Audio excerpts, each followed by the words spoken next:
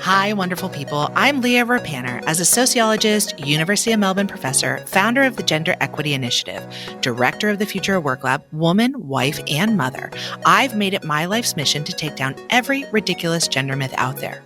Together, we'll deep dive into the research to get to the bottom of all these misperceptions that are holding all of us back. Don't worry, I've studied these types of questions for decades, and after publishing countless articles exactly on these topics, I know when they are nonsense or real truths. And I'm going to help you learn that too. So here we go. Let's do it. This is Misperceived. On today's episode of Misperceived, I'm going to ask you the question, are girls bad at math? For those of you in Australia, please just add the S. Maths. Now, I'm sure you clicked on this and thought, that is so stupid. Of course, girls are not bad at math, and what a ridiculous thing to say. And I'm going to tell you right now that you're right? Like that this is going to be the ultimate conclusion of this episode. I never usually do this. I try to keep you engaged for a longer period of time before I really tell you the truth. But on this one, I think actually getting to the honest truth is important because I'm hoping this episode, you'll bring your daughters in on this. So if you're a woman of a certain age like me and you hear such things, you think, gosh, that's insane, right? This is actually not true. And, the stereotype has lived for a very long period of time. And can we just let it die? But there is something happening about women in math. And there is something happening about women in science, technology, engineering, and mathematics. They're not going in it. They're not staying in it. And what are the consequences? Now, I have a daughter who is 15, and I have been thinking about this question for a long period of time, in part because she's really good at math and she's really good at science, just like I was. And yet somehow I became a sociologist. I mean, I'm grateful for that. It's been an incredible career, and I do a lot of math and logic thinking and algorithmic stuff in my day-to-day life, but I don't think about myself as being a scientist or a mathematician, even though I do a lot of that work in the day-to-day. So there's something happening in women's brains where they're thinking, oh, yeah, I'm good at math, but I move into some other career. And so on this episode of Misperceived, I'm going to ask the question, what do we want our daughters to know about what's happening in their lives? What kind of information should they have as they're navigating next steps, both in, their high school careers, their university careers, and as they move into their careers around these questions? So I hope you have your daughters in the room. I was told by my daughter that this needs to be quick before she gets bored, that it needs to be empowering so she can have the information, and that I as an adult cannot come in and be judgmental because girls these days are just doing their best and they're hearing it all the time from adults about what they're doing wrong. So this episode will be neither of those three things. This will be just an opportunity to say, hey, young women in the room, I understand how hard it is to be a young woman today. I know you're getting a lot of information on social media. I know you're watching TikToks and being told how to be and how not to be and how to navigate through the world. And I want to give you a little bit more information so that as you move into your lives, you are empowered, strong, and making good decisions with good and accurate information. I'm going to talk to you about an article from Xuan Shang, and it's Women in STEM, Ability, Preference, and Value. And what she's interested in doing is she's understanding why are women not necessarily represented in science, technology, engineering, and math. And she wants to know why does actually, women's engagement, even if they have a degree in STEM, even if they're moving into these kind of fields, why is it that they start to attrit at every period of time? And for young women, what I mean is you might work hard and you enter into these kind of science, technology, engineering, and math degrees, but then what happens as you're moving through the pipeline? What happens when you move into university or when you move into your first job? What's going on and what's influencing your ability to stay in this field, or what's kind of pushing you out in interesting ways? And the reason why she's looking at this is, we've talked a lot about getting women into STEM for a very long period of time, and there's pressure on women. And I'm sure as a young woman, you're feeling an incredible amount of pressure to do the right thing here. And adults are telling you, stay in these things and be committed to science. And gosh, that feels like a lot. So there's this thing called the leaky pipeline. Now, what is a leaky pipeline? A leaky pipeline is this idea that, we can get a lot of young women into science, technology, engineering, and math at the beginning. But slowly over time, they kind of leave. It's like water coming out of the pipes. And, you can see them leave once they enter high school. They start to not take as much intensive math. And that's one point of the leaky pipeline, where you have a big group of women in this field, and then they start to kind of drop out. And then we see another point where there's this leaky pipeline. That's at the university level, where, a smaller group of women end up at university, and some of them leave science, technology, engineering, and math too. And then as women start to enter STEM fields, or if they do stay, they tend to leave again. The pipeline is leaky as well when they start to have kids or babies and life becomes harder again. So imagine you have this river that's rushing, and slowly, the water gets diverted out, so that by the time you're at the end of your STEM kind of careers or whatever, there's very few. It's just a trickle. And our goal is to make that pipeline shored up, to make it less leaky, to patch it up, and make sure that women are in there for as long as they want without diverting out into other fields or areas for reasons that are, outside of their control. But one of the challenges is that, there aren't that many women in STEM workforce, and that it starts to decrease over time. The other thing that's important is these STEM fields, they pay higher salaries, they pay more money. And so if we have fewer women going into them, it means that women are making less over time. They're entering into jobs that earn less. And the result of that is over time, they have less. And another thing is, how are you trying to understand it and negotiate it? How are you navigating it? When I shared this with my daughter, one of the things she said is, it's really hard to be a woman in this field. It's hard to be in science classes or in math classes because there's a lot of guys in there, and the guys are often intentionally or unintentionally exclusionary. It makes me feel uncomfortable. It feels like they can be mean. And I feel, even if they're not conscious about that, I just don't want to enter the space that is a lot of men. I thought this is a really important thing. And this has been shown in the research that, these kind of STEM fields are places that are traditionally places that were men only, and girls didn't feel comfortable belonging. But there's been a lot of work to try to bring women in. And so this article is asking, what's going on for women who are at a university level, and what's happening when they enter into their next career.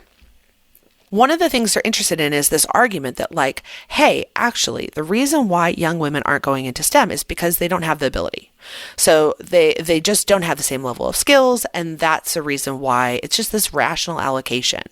But she's saying, let's see what happens, and let's see for those who actually are committed to STEM, where do they go? She takes this really cool data from Purdue University. For those of you who are in Australia or around the world, Purdue is one of the US's top public STEM institutions. It is a place where you go for engineering and math. This place is ace for everybody. And she took the academic records of the undergraduate students, looking at them who graduated from 2007 to 2014, and then looked to see what happened when they left university. What happens? How do you end up with women going into STEM? And then what happens when they leave? And what she found was, for those who are coming into Purdue, a top university in the US and a top engineering university, what actually increases the likelihood that they would complete a STEM degree? And she finds a couple of things that are similar for men and women. So, if you have good academic skills, you're more likely to complete a STEM degree. If you have STEM specific skills, you're more likely. But the thing that was really interesting for women is that if you were a woman who was more likely to be surrounded by more women in these kind of high school classes, you're much more likely to step into a STEM degree when you go to university. And the effect was almost twice as big for women than for men. So yes, of course, these things matter. Of course it matters if you have good academic skills. Of course it matters if you're good at STEM. Yes, it matters if you have the opportunity to take these classes when you are at a high school. But what really matters is if you have a bunch of other women, young women that are around you in high school that are there with you in these kind of STEM classes and STEM degrees. So one of the things we've been really working on is how do we make sure that women have a women-only space that allows young women at the high school level to step in and learn about STEM degrees and learn about the future of work and learn about coding and learn about engineering with no men in the room. And I also bring food. I bring a lot of food, like no men in the room and a lot of chicken fingers. And it has been a huge success. The young men are like always circling around to figure out why they're excluded. And it's like, go away. But having women together with other women, especially at that high school age where they can learn about science, technology, engineering, and math alone is really critical. And we've been doing some work on that. And this research shows it. So then the question is like, what happens? Okay, so let's say like these are the types of factors that when you're in high school help increase your chance of going to, say, this top university and going into a STEM degree.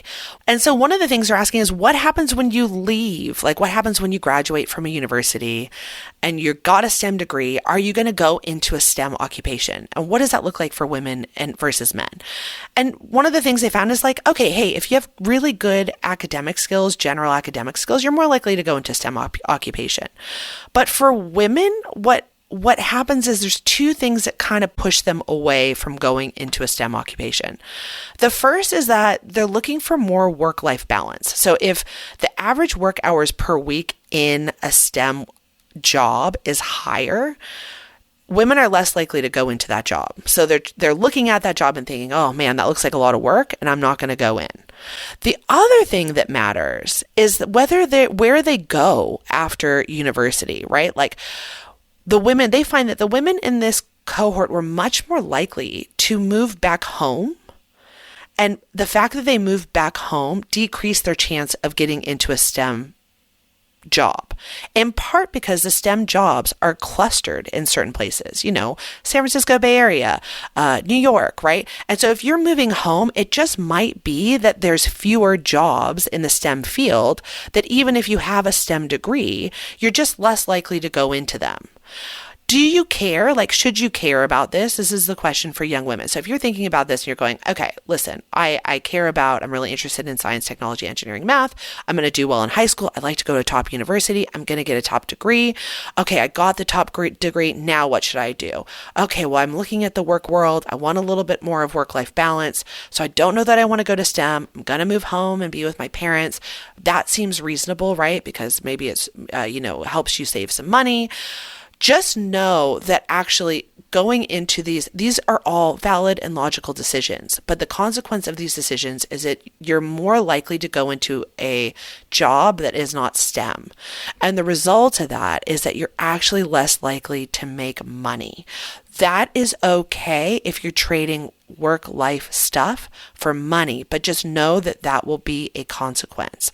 And what she's finding is that actually, it's about $13,000 to $20,000 less in annual salaries. So these decisions are made from a range of important decision-making factors, but the consequence of not going into a STEM occupation with a STEM degree is close to $13,000 to $20,000 less per year in terms of your annual salary. So what are they finding? Basically, this study is showing there is no gender difference in ability. Women and men entering these top universities have the same ability in terms of skills in STEM degrees. That there are some factors that push women into STEM degrees and then STEM degrees at university.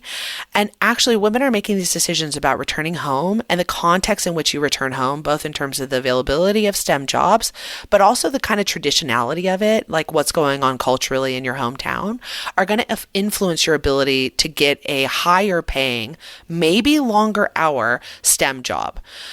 What they describe too is that actually, women tend to go into jobs where they do utilize their STEM degree. It's not that they don't use it. It's just they tend to go into jobs that are less STEM jobs. But the result of that, again, is less money per year, making $13,000 to $20,000 less. And this is why having mentors is really important. mentors that are young women who are 1 or 2 years ahead of them at the high school level. I mean mentors who are university students who are trying to do the STEM degrees and can come back and talk to you about what it's like. And I mean mentors that are, maybe 1 or 2 years into their careers or a little bit further. It's about creating mentorship that's close in age. We did a project where this was the critical thing, not just connecting women who were high powered at the end of the careers. That's important, but making sure you're actually linking women to mentors at each stage so that they can see the next step and they can see the pathway. I am not here to tell you how to live your life. You have enough complexity in your life. You have love lives, family lives, friendship lives, lives outside of lives that you are balancing as you're making all of these decisions. You should make the decision that is the best for you, that makes you the happiest, that works you towards whatever life and dream you want. But you are on a pathway right now where you are making decisions about where to go next that are going to set you on a different life course, a different trajectory, a different path. And I want you to have the best information you can possibly have. Knowing that women are making these decisions to move home, and that for some can result in less access to high-paying STEM jobs, it's just one thing to consider while you're making these decisions. I know that for many of you, you're thinking about, I got to pay rent and I got to get a job and I don't know if I'll get a job and I need to get a job. And what happens? That anxiety around first jobs, second jobs, basically everything that's happening in your early 20s is stressful. But I want you to have as much information as possible as you make those decisions.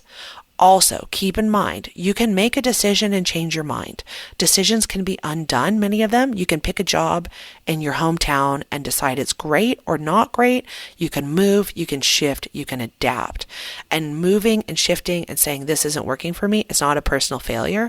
It's actually a way to exhibit strength, valuing yourself and stepping into the life you want to live as opposed to the life you feel like someone's told you to have. This is my dream for you, and this is my dream for my daughter. So, as per always, thank you for listening to Misperceived, where you don't need a PhD, but you just get to hang out with me. Just something to note is that we are so lucky and grateful that this series is being supported by the Melbourne Public Humanities Initiative at the University of Melbourne. Thank you for listening to us. Thanks to all your likes, your subscribes, your follows. We are getting some money to support this. Thank you, the Melbourne Public Humanities Initiative. We are so eternally grateful. If you like this episode, if you have comments about this episode, if you hate this episode, tell us. Give us some comments on our Misperceived podcast or at Prof. Leah on Instagram. And also, thank you so much for listening. Have a wonderful week. Mwah. This podcast was produced with the support of the incredible Sophie Squires, the wonderful Kate Danger, the fantastic Rich Berner, and the one and only, the best ever made, Serena Reagan. I would like to acknowledge that our podcast is recorded on the lands of the Wurundjeri Woi-wurrung people of the Kulin Nation and pay my respects to their elders past and present. I extend that respect to Aboriginal and Torres Strait Islander people listening today.